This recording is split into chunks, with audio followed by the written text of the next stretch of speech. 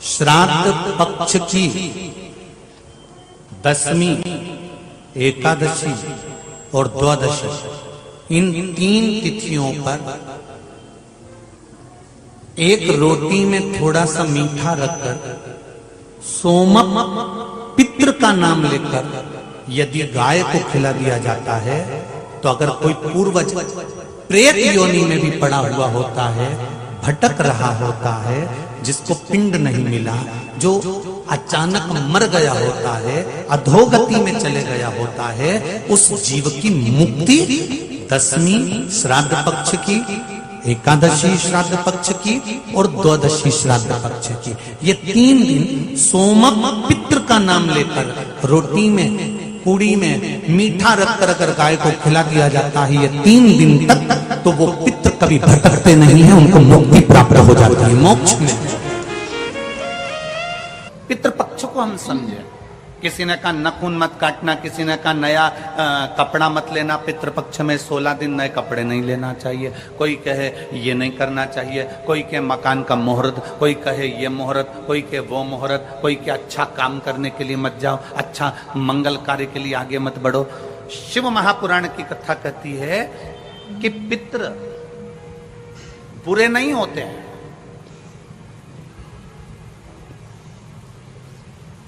पितृ बुरे नहीं होते हैं। आज लोगों के मन में बड़ा भय हो जाता है। व्हाट्सएप खोलो, फेसबुक खोलो, तो ब्राह्मणों के लिए लोग कमेंट्स करना प्रारंभ कर देते हैं कि अब श्राद्ध पक्ष चालू हो गया, ब्राह्मण जीमने के लिए जाएंगे। कोई ब्राह्मण की तुलना कौवे से कर देता है, कोई कुछ कह देता है, कोई कुछ कह देता है। ना,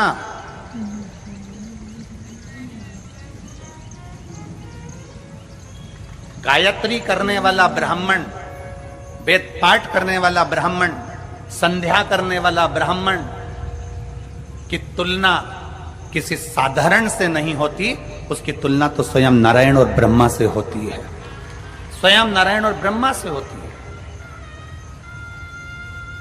किसी ने कहा कि तुम अभी नया वस्त्र मत लो, पितृपक्ष चल रहा है, नया काम मत चालू करो, पितृपक्ष चल रहा है। श्राद्ध का मतलब क्या है? श्राद्ध का मतलब है आपकी पूर्ण श्रद्धा, आपका पूर्ण विश्वास, आपका पूर्ण भरोसा, पूर्ण श्रद्धा, पूर्ण विश्वास, पूर्ण भरोसा।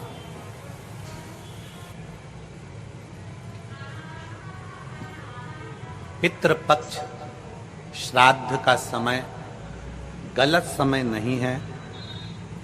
कोई काम आपको शुरू करना है तो पितृपक्ष में शुरू कर सकते, बस पितृपक्ष में एक काम चालू करो। पितृपक्ष में बन सके गौ माता को रोटी दो, पितृपक्ष में बन सके गौ माता को जल दो, पितृपक्ष में बन सके तो भूखे को भोजन कराओ, प्यासे को पानी पिलाओ। पितृपक्ष में बन सके, तुम्हें किसी ने कह दिया, कोई विद्वान ने तुम्हें बता दिया कि तुम्हारे पितृ दोष है, तुम्हारे घर में काल सर्प दोष है, तुम्हारे घर में ऐसा दोष है, तो एक काम चालू करो, 16 दिन श्राद्ध के एक चावल का दाना देवाधिदेव महादेव के शिवलिंग पर समर्पित करो, दूसरा चावल का दाना अशोक सुंदरी की जगह पर समर्पित करो, और 1 लोटा जल पहले अशोक सुंदरी वाली जगह पर थोड़ा सा चढ़ाओ, उसके बाद शंकर भगवान को उस जल को अर्पित करो, अपना गोत्र बोलकर, अपने पितरों का स्मरण कर कर आपका पितृ दोष अपने आप शांत हो जाएगा, दोष मिट जाएगा, आपका पितृ दोष शांत, आपका दोष समाप्त।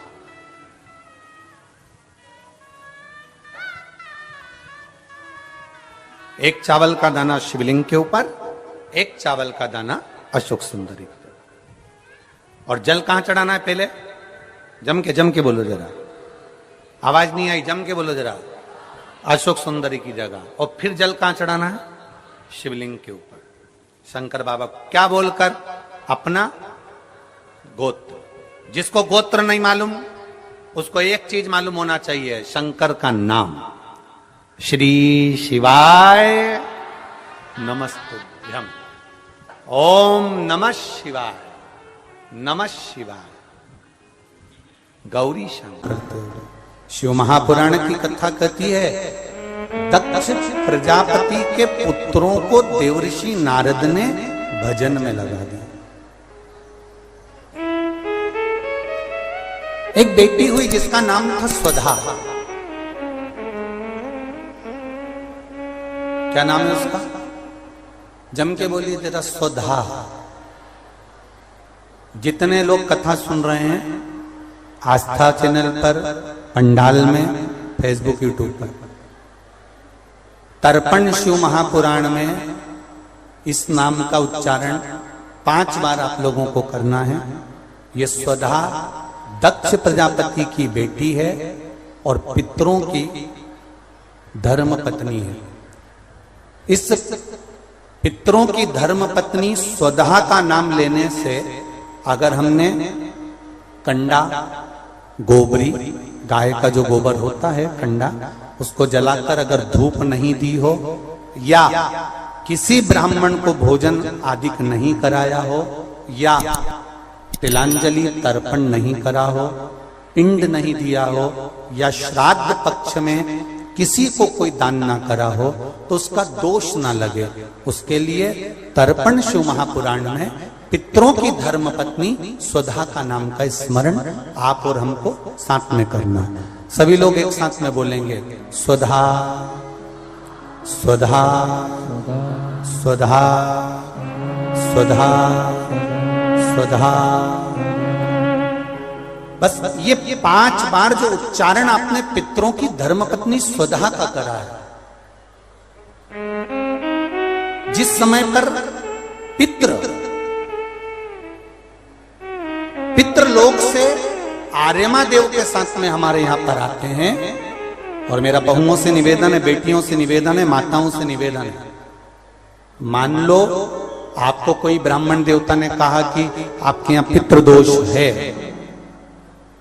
आपको कह दिया कि पितृदोष है, तो आपको घबराना नहीं है कि महाराज जी मुझे क्या करना पड़ेगा। पितृदोष है, एक चावल का दाना घर में से लीजिए, हथेली पर रखिए, पानी का जो मटका होता है, हंडा होता है, पानी का जो मटका है, हंडा है, जहां पर रसोई घर में तुम पानी रखते हो, उस हंडे के पास में, मटके के पास में उस चावल के दाने को लेकर जाइए, अपने पितरों का स्मरण कर कर स्वधा स्वधा स्वधा स्वधा स्वधा 5 बार बोलकर शंकर भगवान के शिवलिंग पर, तुम्हारे घर में शिवलिंग हो तो घर में, और अगर मंदिर में शिवलिंग हो तो मंदिर में, उस चावल के दाने को चढ़ा दीजिए। कैसा भी पितृदोष होगा समाप्त हो। मात्र स्वधा का स्मरण बहुत।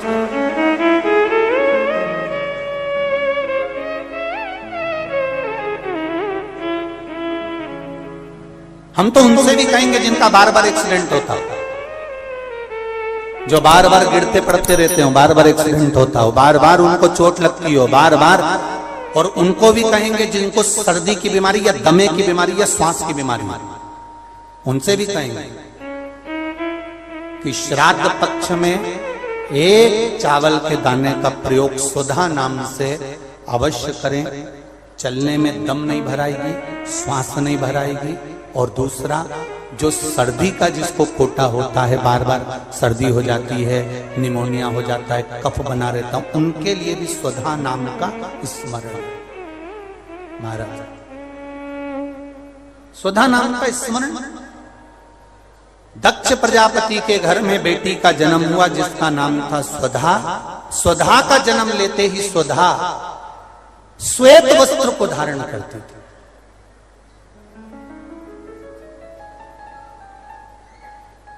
कोई वस्त्र अगर स्वधा पहन रही है तो श्वेत वस्त्र धारण कर रही है। एक दिन माता प्रसूति ने स्वधा को बुलाया। स्वधा, आप इधर आओ।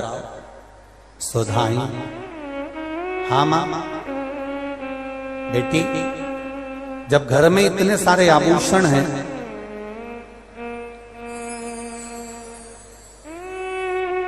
और घर में इतने सारे आभूषण जब रखे हुए हैं तो तुम उन आभूषणों को धारण क्यों नहीं करते? उन आभूषणों को क्यों नहीं पहनते?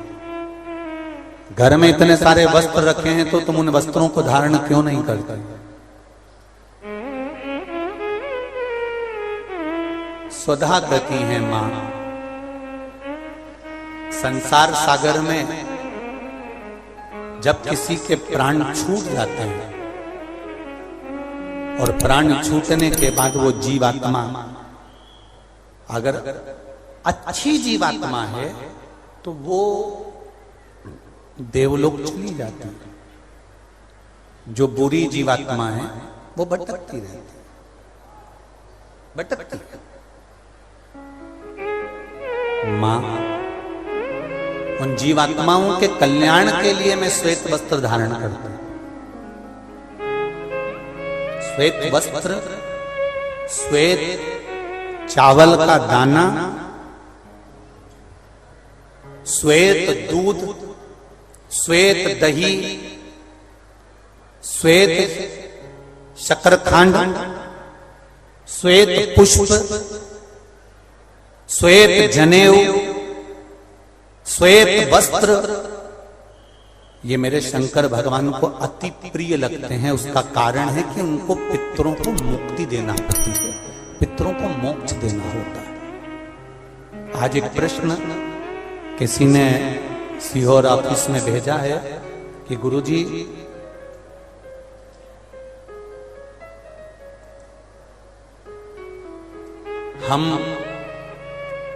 हमको श्राद्ध पक्ष में हम जो ब्राह्मण को भोजन कराते हैं या हम किसी को भोजन कराते हैं तो वो हमारी जीवात्मा को क्या वो मिलता है?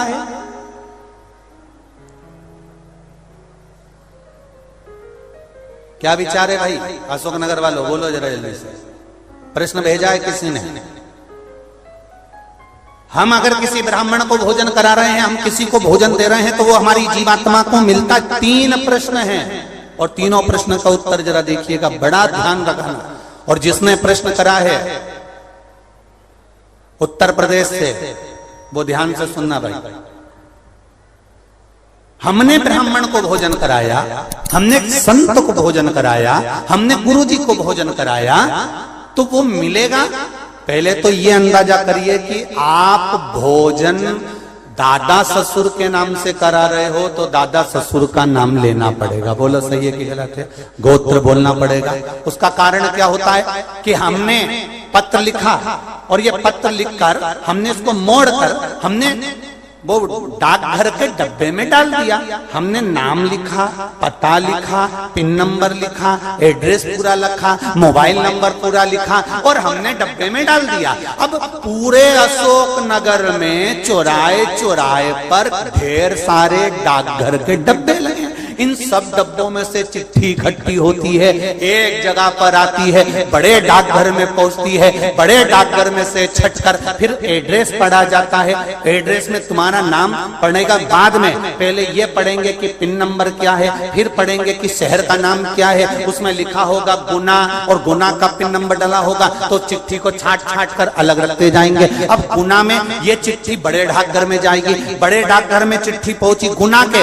अब वहां पर बैठकर छाटा गया कि बजरंग कॉलोनी के पास कौन रहता है, तो एलआईजी के पास कौन रहता है, तो चारभुजा नाथ जी के पास कौन रहता है, तो राजेश्वर मंदिर के पास कौन सा रहता है, कौन से वार्ड में रहता है, उसको छाट कर अलग रखा जाएगा। फिर वहां के डाकघर वाले व्यक्ति को, उस डाकिया को वो दिया जाएगा और उससे कहा जाएगा कि ये चिट्ठी पहुंचा दो। अब जरा प्रोसेस देखिए, डाली थी अशोकनगर में, इतने सारे डब्बों में इकट्ठी होकर एक डब्बे की चिट्ठी एक जगह पर इकट्ठी हुई बड़ी डाकघर में।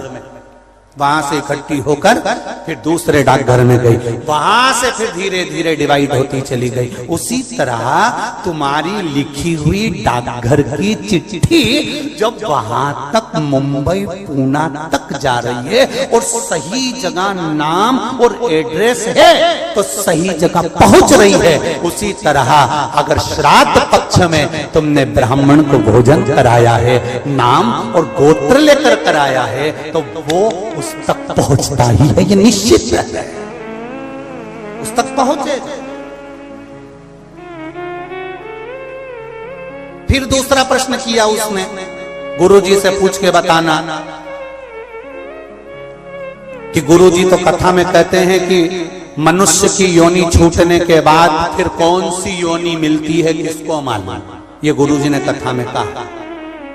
तो हम भी नहीं कह रहे झूठ कि हमने कथा में नहीं किया, हमने कहा। तो उसने प्रश्न करा, अगर वो दूसरी योनि में होगा तो तुमने जो भोजन दिया, हो सकता है वो सांप बन गया, चींटी बन गया, झिंगूर बन गया, शेर बन गया, तो वो खीर पूड़ी खाएगा क्या? और पंडित जी को तो खीर पूड़ी खिलाने का बोलते हैं। फिर जब वो दूसरी योनि में पहुंच गया तो उसको खीर पूड़ी कैसे मिली? पंडित जी से, गुरु जी से पूछ के बताओ। तो हमारा निवेदन है, जब हम यहां से रुपया अमेरिका भेजते हैं तो वहां हमारा इंडियन पैसा नहीं होता, वहां डॉलर में चेंज हो जाता है। उसी तरह खीर पूड़ी भी डॉलर में चेंज हो जाती है, जैसा वो खाएगा वैसा उसे मिल जाएगा। जब भारत की करेंसी, भारत का पैसा यहां से डाला आपने अमेरिका, तो अमेरिका में बदल गया, आपने ऑस्ट्रेलिया डाला वहां में बदल गया, आपने कहीं डाला नेपाल ले गए तो नेपाल की करेंसी में बदल गया। जब यहाँ का रुपया वहां पहुंचकर वहां के रुपये में चेंज हो जाता है, तो हमने जो खीर पूड़ी ब्राह्मण को दी है और तुम्हारे यहाँ का वो जीव सांप बना कि झिंगुर बना कि शेर बना कि गीदड़ बना, उसको उस रूप में जो वो खाता होगा उस रूप में मिल जाता। डॉलर चेंज, यहाँ की खीर पूड़ी चेंज, वहां जाते से।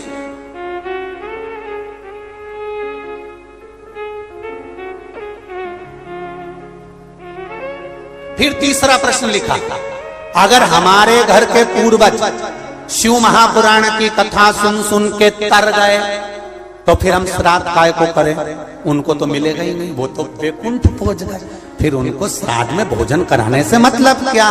तो हमारा इतना सा कहना है, यूपी वालों जो तुमने प्रश्न करा बहुत जोरदार करा रे, तो एक उत्तर और अच्छे से सुन लो कि मान